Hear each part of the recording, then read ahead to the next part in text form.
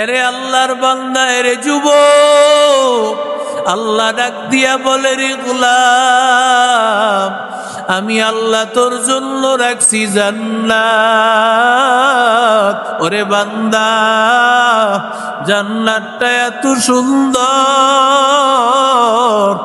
জান্নাতের দিকে তাকাইলে তোর মনটা ভরিয়া যাবে। যার আমি আল্লাহ তোরে যখন একবার ঢুকায় দিব, ওরে বান্দা, ওই জান্নাত থেকে আর বের হওয়া লাগবে না। ওই জান্নাতের মধ্যে এত নিয়ামত আমি আল্লাহ রেখে দিয়েছি, আমি আল্লাহ এত নিয়ামত দিয়েছি।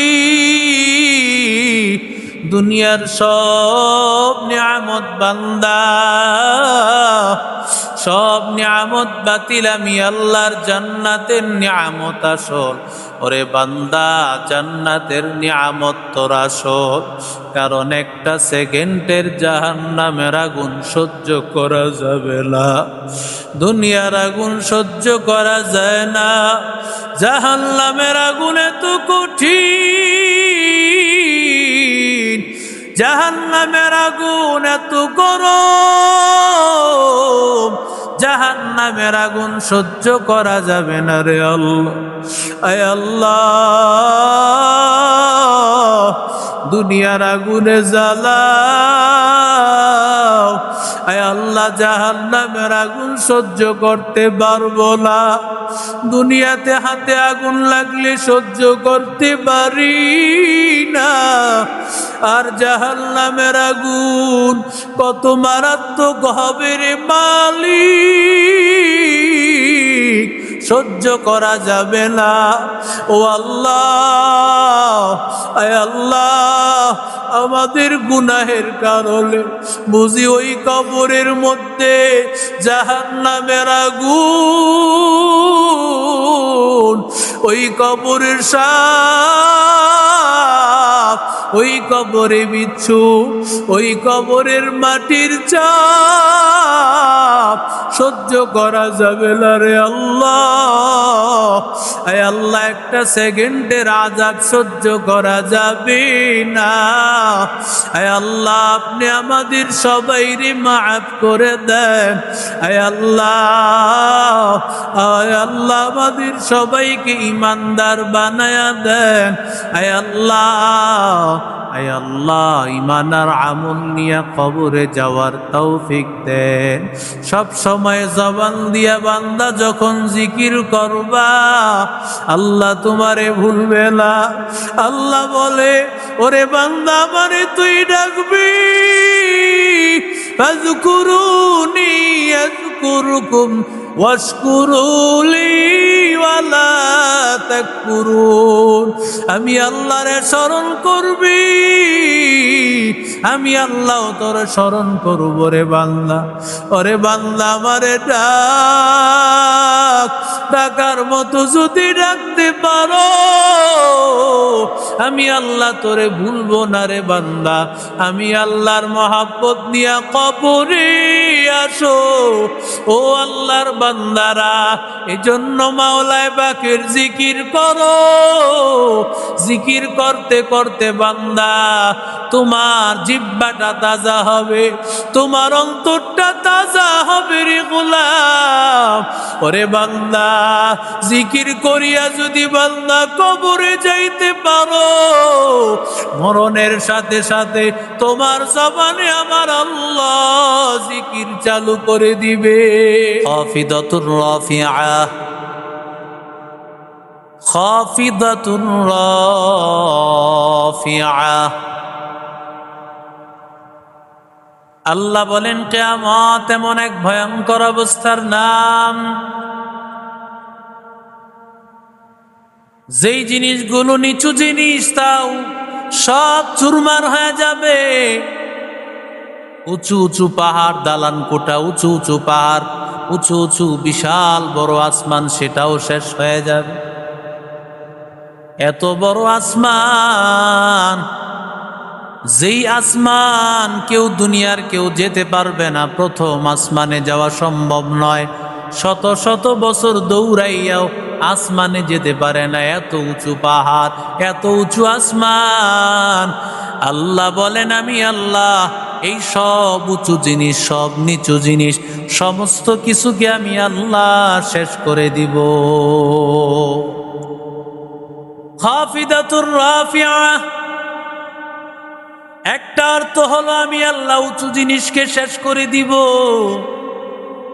নিচু জিনিসকেও শেষ করে দিব। বাদশাও শেষ হয়ে যাবে, প্রজাও শেষ হয়ে যাবে, দুনিয়ার টাকাওয়ালারাও শেষ, দুনিয়ার টাকা সারাওয়ালারাও শেষ হয়ে যাবে। এরে নবীর আশিক উম্মতের দল, খাফিদাতুর রাফিয়া, আল্লাহ উঁচু জিনিসকেও শেষ করবেন, নিচু জিনিসকেও শেষ করবেন। কিয়ামত থেকে কেউ বাঁচতে পারবে না, কিয়ামত থেকে বাঁচার রাস্তা হবে না। আল্লাহ তাআলা বুঝাইতে চান, মুফাসসিরিনে কেরাম বলেন এটার আরেকটা অর্থ হলো খাফিদাতুর রাফিয়া।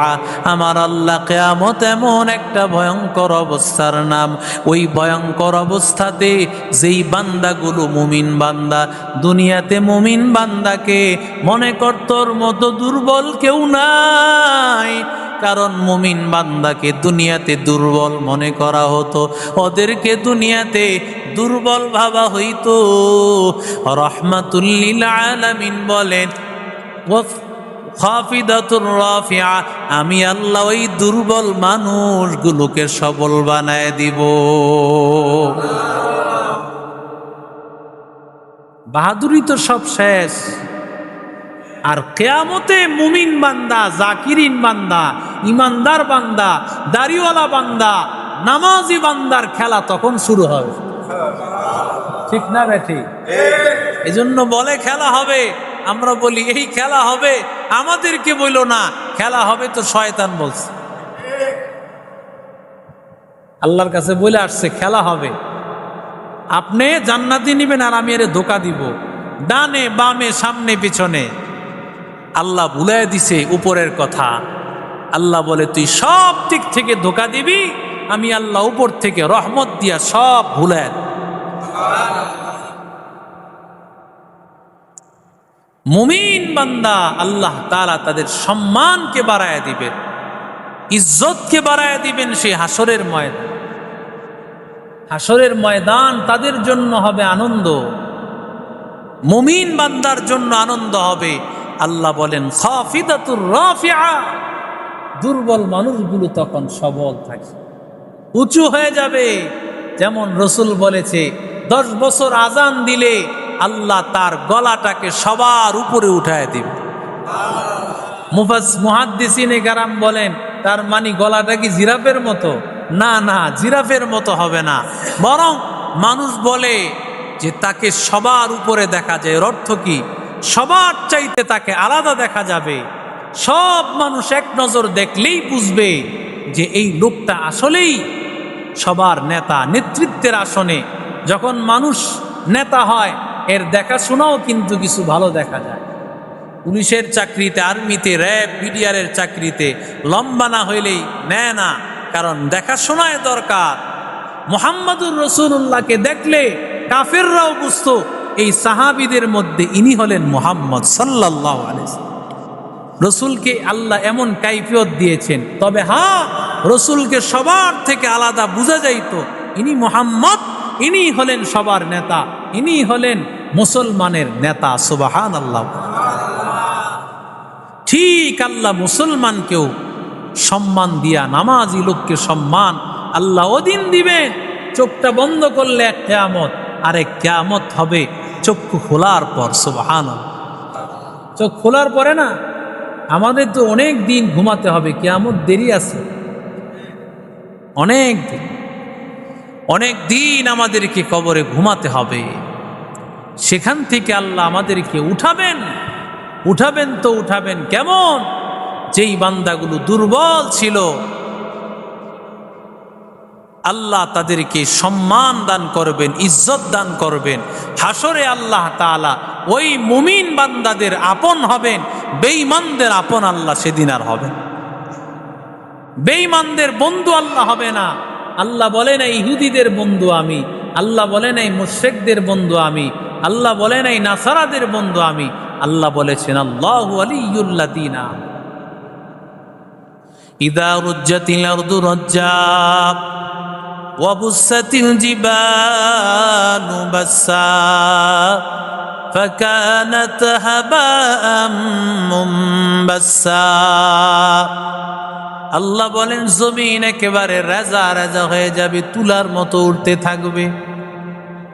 যেই জমিন নিয়ে আমাদের এত বাহাদুরি, যেই জমিন নিয়ে আমাদের এত বাহাদুরি, জমিন রাজা রাজা হয়ে যাবে, তুলার নে উঠতে থাকবে। যেই জমিনের সম্পদ নিয়ে এত বাহাদুরি, জমিন কিয়ামতের আগে সব সম্পদ গুলো বের করে দিবে, কিন্তু বান্দা সেদিন আর কিছুই উঠাইবে না। ইযা জুলজিলাতিল আরদু জিলজালাহা ওয়া আখরাজাতিল আরদু আসফালাহা ওয়া ক্বালাল ইনসানু মা লাহা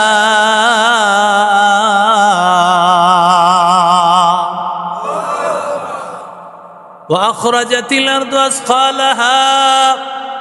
সবকিছু জমিন জমিন বের করে দিবে, জমিন তামা তামা হয়ে যাবে, জমিনের কোনো কিছুই নিশানা থাকবে না। আল্লাহ বলেন ওয়াবুসাতিল জিবালু বাসসা, পাহাড়টা একেবারে সব চূর্ণ বিচূর্ণ হয়ে যাবে।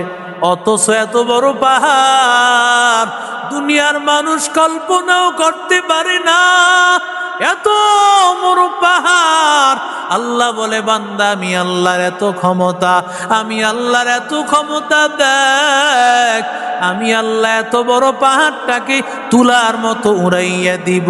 ওয়া কানাতিল জিবালু কাল ইহনিল মানফুস, আমি আল্লাহ তাআলা এই পাহাড়টাকে তুলার নেই উড়াইতে থাকবো, পাহাড়ের কোনো অস্তিত্ব থাকবে না। ফাকানাত হাবাআম মুনবাসসা ওয়া কুনতুম আজওয়াজান সালাসা। আল্লাহ বলেন হাশরের ময়দানে দল হবে তিনটা।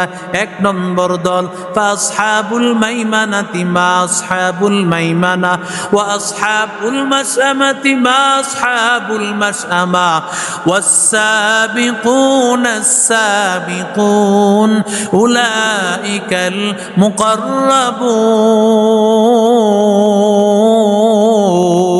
মুকাররাবুন।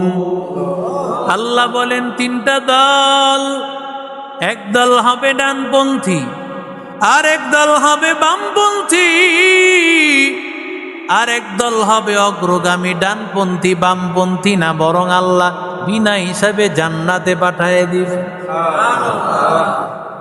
আল্লাহ বলেন ফাসহাবুল মাইমানাতি মা আসহাবুল মাইমানা। আল্লাহ বলেন ডানপন্থীরা জান্নাতি। ওয়া আসহাবুল মাশআমাতি মা আসহাবুল মাশআমা, যারা বামপন্থী হবে এরাও জাহান্নামী হবে।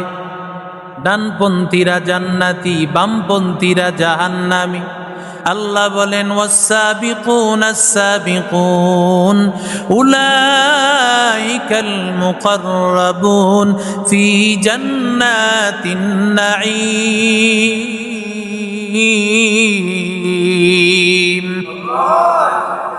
আল্লাহ বলেন ওরা জান্নাতি, জান্নাতি দল। আল্লাহ ওদেরকে জান্নাতে পৌঁছাইয়া দিবে, জান্নাতুন নাঈমের মধ্যে আল্লাহ পৌঁছাইয়া দিবে। কেমন জান্নাত? আল্লাহ ডাক দিয়া বলেন আলা সুরুরিম মাউদুনা মুত্তাকিইনা আলাইহা মুতাকাবিলিন ইয়াতুফু আলাইহিম ওয়ালদানুম মুখাল্লাদুন।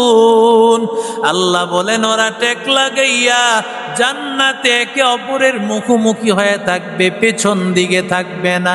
দুনিয়াতে মানুষ পেছনে থাকে, একজনের পিছন আর একজনের দিকে থাকে, মুখোমুখি হয় না। কিন্তু জান্নাতে একজনের মুখোমুখি হয়ে অন্যজন থাকবে। আল্লাহ বলেন ওরা জান্নাতি, জান্নাতি দল। এক দল হবে ডানপন্থী, আর এক দল হবে বামপন্থী। দুনিয়াতে একজনের পিছনে আরেকজন, কিন্তু জান্নাতের মধ্যে এমনটা থাকবে না। জান্নাতে সব মুখোমুখি হবে, একজনের সামনে আরেকজন, আর একজনের সামনে আরেকজন। সুবহানাল্লাহ।